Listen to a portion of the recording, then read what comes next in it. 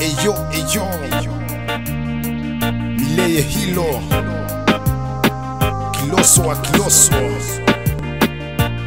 Luema Boys, Home Studio Records, DJ Damson Production, In Action.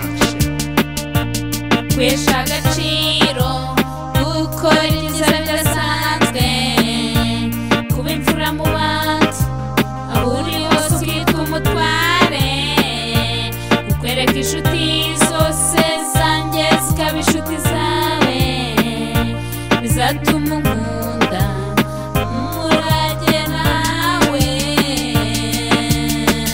Gia, hari byinshi ntekereza kandi numva nakora kukubera umukunzi nyawe kandi urenze kuguhumuriza kurinda kurira amarira nyahanagura gusa please nubwo igihe cyaba kirekire nzakora ibikwiye mu gihugu cyose bemere nzabikora neza kurusha ababiheza mu mvugo muzenguruko w'umutima wanjye ndakubura ngahungabana ndagutekereza nkamera nk'umusazi.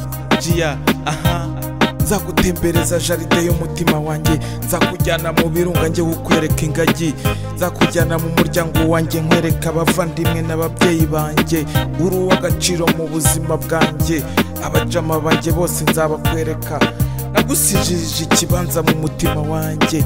Gia, aha Kwesha agaciro gukora inzira bidasanzwe kuba imfura mu bandi aho uri hose ukitwa umutware ukwereka inshuti zose zanjye zikaba inshuti zawe bizatuma unkunda umurage nawe. Oh baby yo,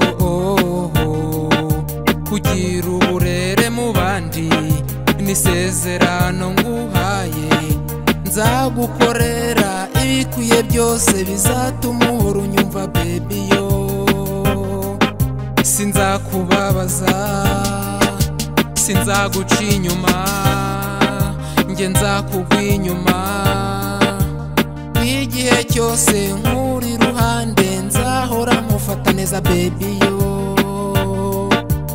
abashaka kudutanya n'ibindi byose nzahora mbyima amatwi mami yo, ibyo bizatuma unkunda. Kwesha agaciro gukora inzira bidasanzwe kuba imfura mu bandi aho uri hose ukitwa umutware ukwereka inshuti zose zanjye zikaba inshuti zawe bizatuma unkunda umurage nawe. Kwesha agaciro gukora inzira bidasanzwe kuba imfura mu bandi aho uri hose ukitwa umutware ukwereka inshuti zose zanjye zikaba inshuti zawe bizatuma unkunda umurage nawe. Kwesha agaciro